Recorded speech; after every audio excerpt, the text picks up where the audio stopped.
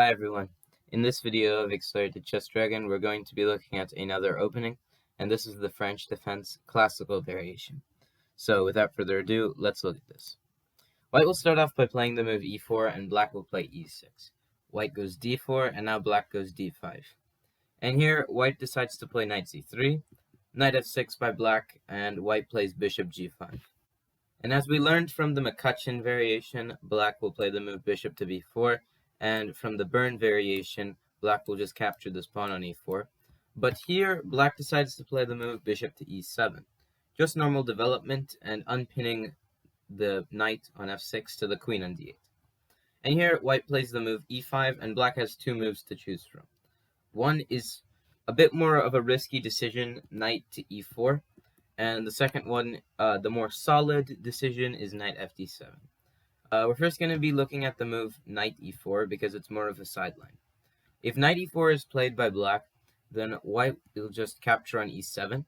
And here, black has two moves, either capturing the knight on c3 or capturing the bishop on e7.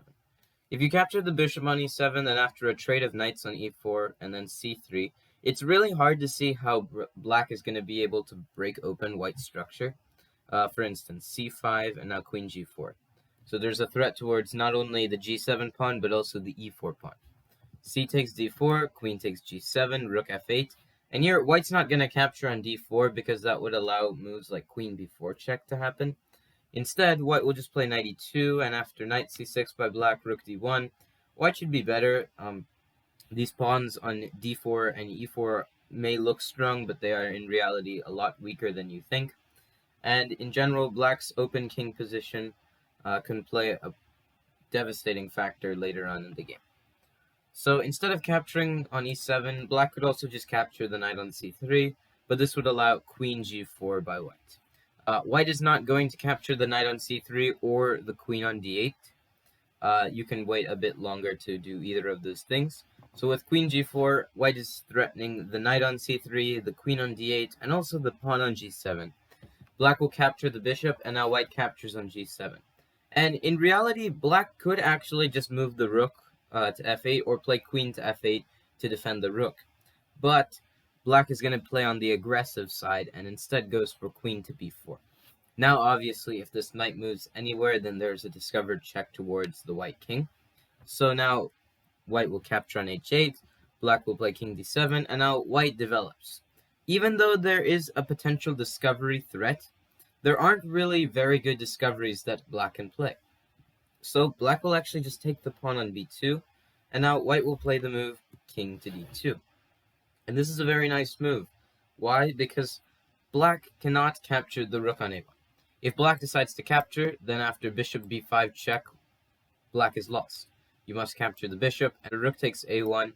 It's a queen, essentially against just a knight and a bishop.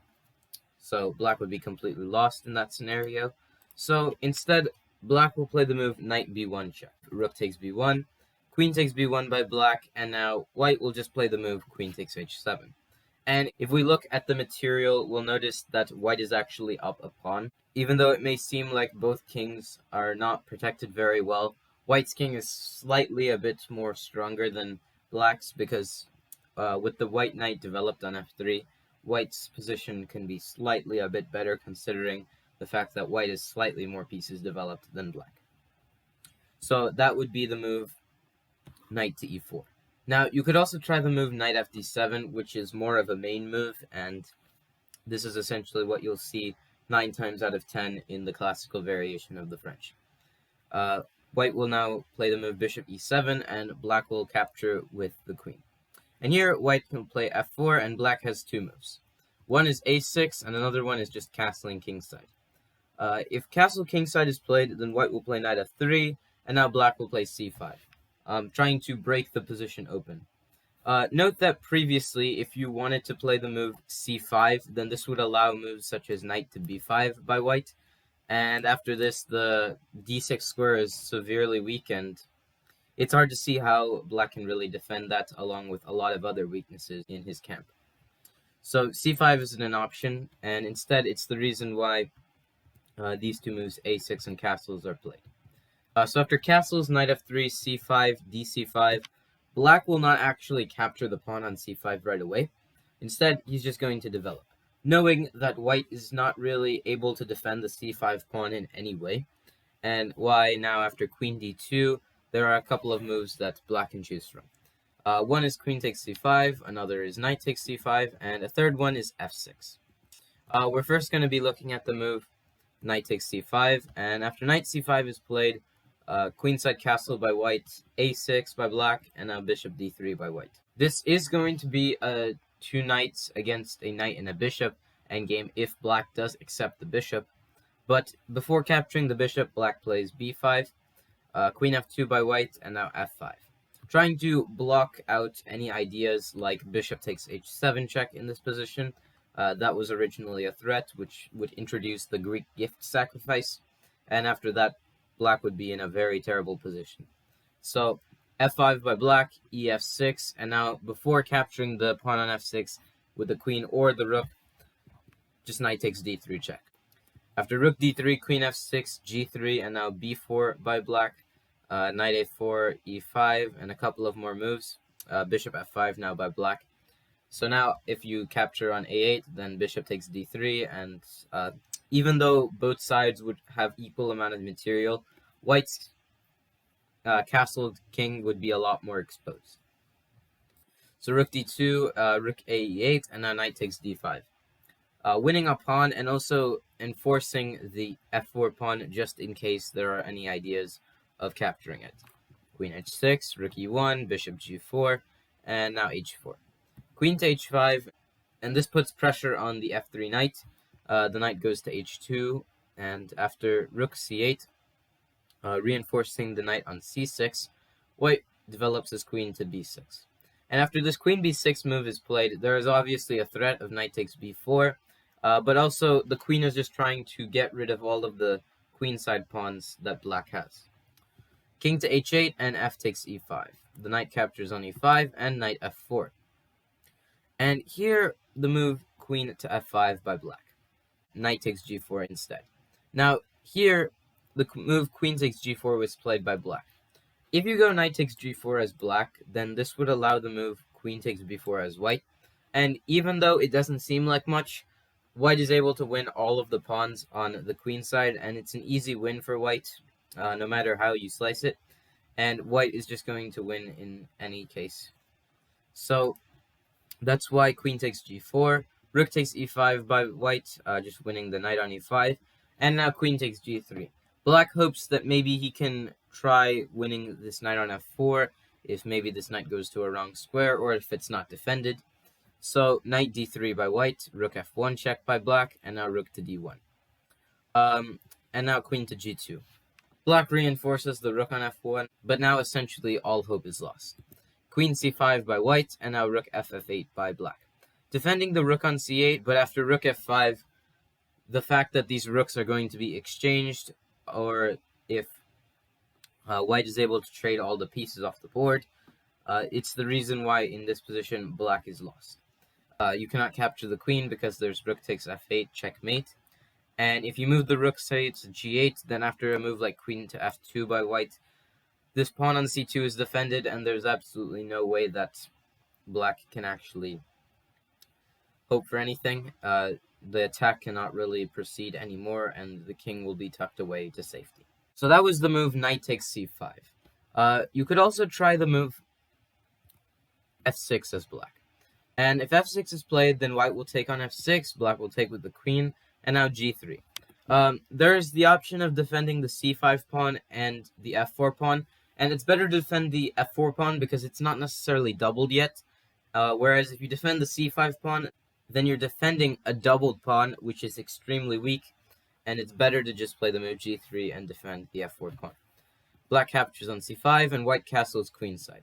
Rook d8 by black, queen e1, and here bishop d7 and queen to e3. And here black decides to play the move b6, defending the knight on c5. Bishop g2, bishop e8, and knight d4. And knight d4 guards the threat of d4 by black, which would obviously win material. So knight d4, rook a c8, and here rook to e1 by white. And white is putting a lot of pressure towards the both e and d files. And now b5 by black, bishop h3 by white. So now white is also tying in the attack towards this h3 c8 diagonal as well. So b4 by black, trying to force maybe white to capture on b4 and then maybe be able to play the move d4, but white plays knight d5. And after this move is played, white is, in a sense, way better, and it's hard to really see what black can do. If black plays the move e takes d5, then white captures on c8. And yes, you do get two pieces against the rook, but after rook d5, it doesn't really seem that easy to use the two pieces against the rook. So here, white plays queen d4 to prevent checkmate on b2. Black plays queen c6 to threaten checkmate on c2. Queen d2 by white, and now queen to f6. Black maybe tries to repeat the position, but he instead blunders a pawn. And after queen takes b4, white is up a pawn, and white has a lot more chances of winning here. Queen c6 and queen d2. You could also maybe have tried the move rook to d2, but after this move is played, bishop g6, and perhaps black's position isn't as bad as it seems. Black's got his bishop developed, and there's pressure towards c2, and who knows, maybe black might end up on top here. So it's better to just play queen d2 and defend this way. Black plays queen b6, threatening the b2 pawn, and queen d4 by white. Queen c7, black does somewhat of a triangulation, hoping to get an attack towards either c2 or b2, but here, white finds a very neat way of finishing things off. And I encourage you to pause the video and find what you would do here if you were playing the white pieces.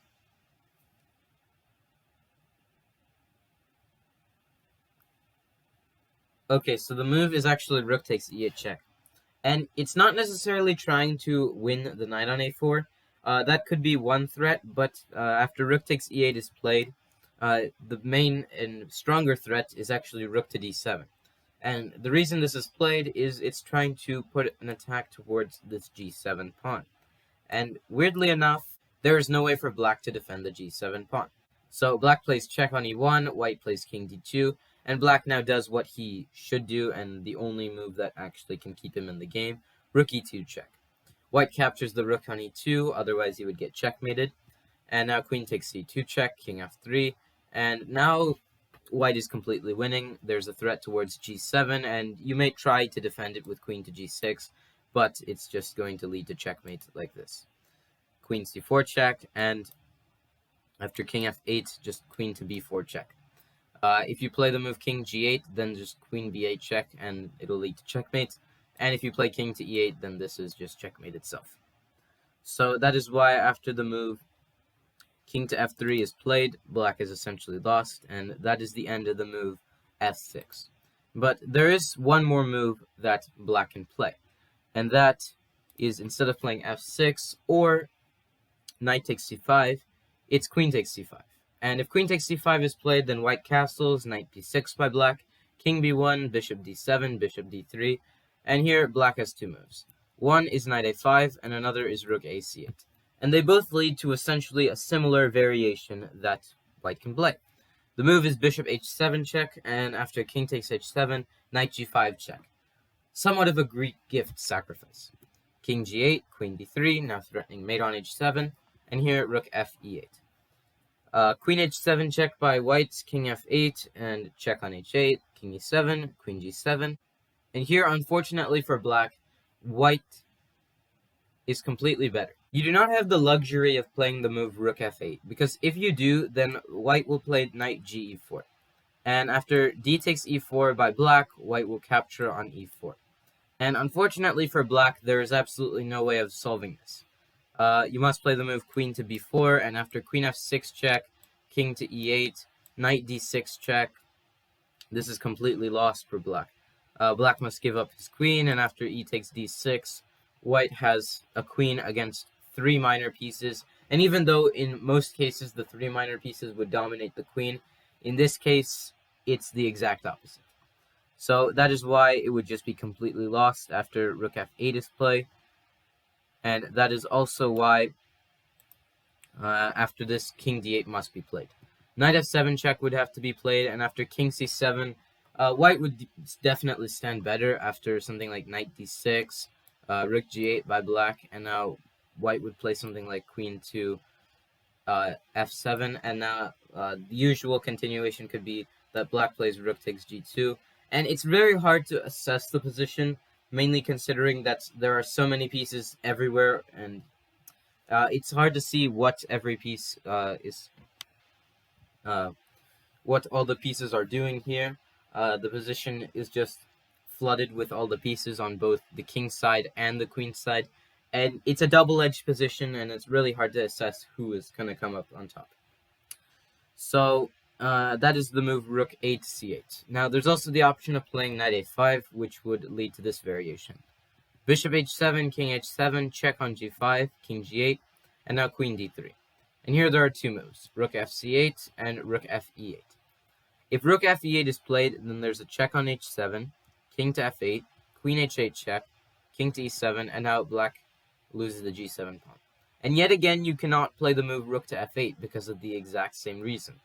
King to d8 must be played, therefore, and after check, king c7, and after this move, knight cb5 check, king to b8, knight c4, queen c4. You don't have to capture the rook on e8. It's better to do it this way because you're not really risking as much material.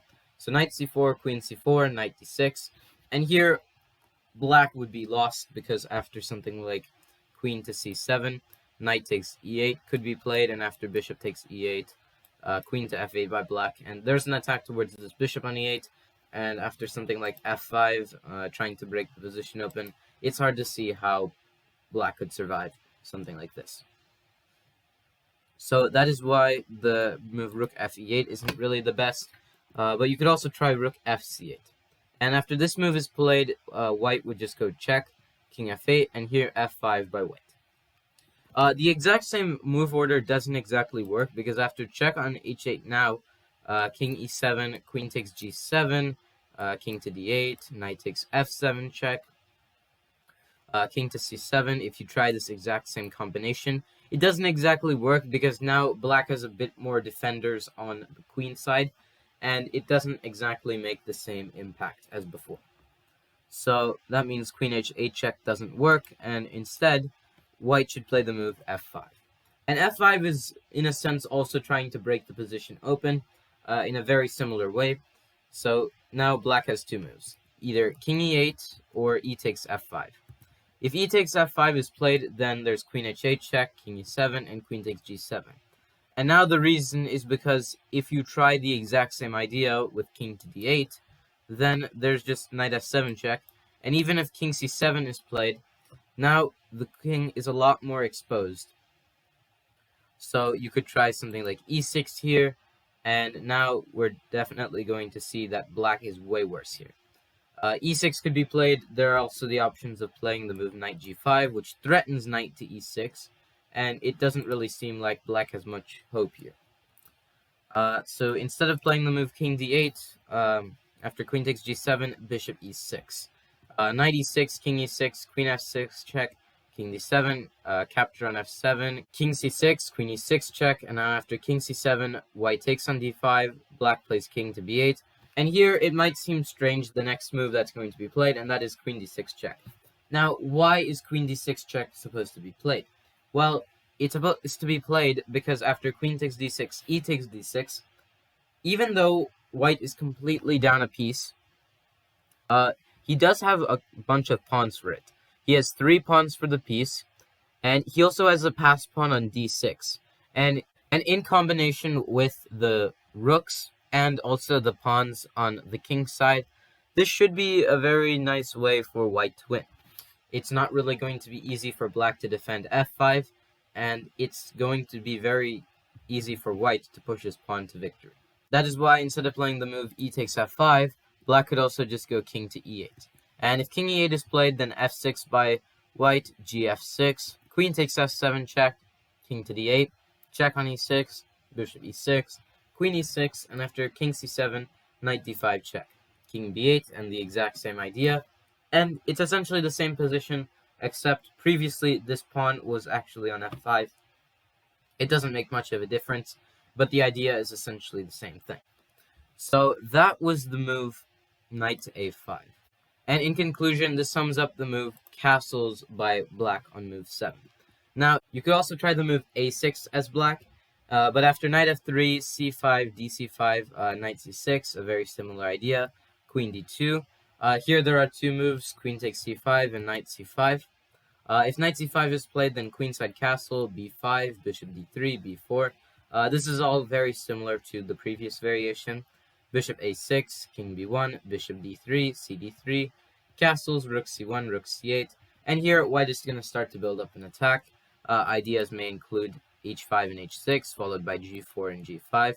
And it seems like white would have an easier time getting his attack started compared to black. Now, instead of playing the move knight c5, you could also try queen takes c5. But after castles queenside, b5, bishop d3, b4, knight e2, a5 by black, king to b1. Now, black is at crossroads between playing either the move bishop a6 or castles. If you play bishop a6, then after captures on a6, and knight ed4, knight takes d4, knight takes d4, white would definitely be better.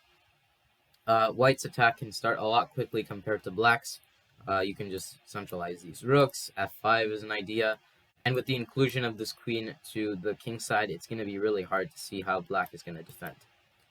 So that is why instead of playing the move bishop a6, you could also just go for the move castles. But if you do this, then the very same Greek gift sacrifice. King h7, check on g5, king g8, queen d3. And it's the same idea, and these two variations have barely any differences. So rook e8, check on h7, king f8, knight g3. White is not going to play the move queen h8 check immediately because it's better to include more pieces into the attack.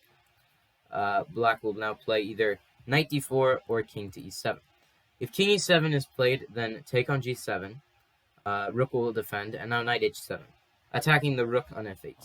Rook goes to d8, queen goes to g5 with check, king goes to e8, and after knight h5, it's really, really hard, if not impossible, to defend this threat on g7. And in the same time, there's also threats of knight f6 check. Either knight coming to f6 is quite deadly, and the result is just going to be devastating for black. Now, you don't have to play the move king e7. You could also just play knight d4, which tries to target the c2 pawn.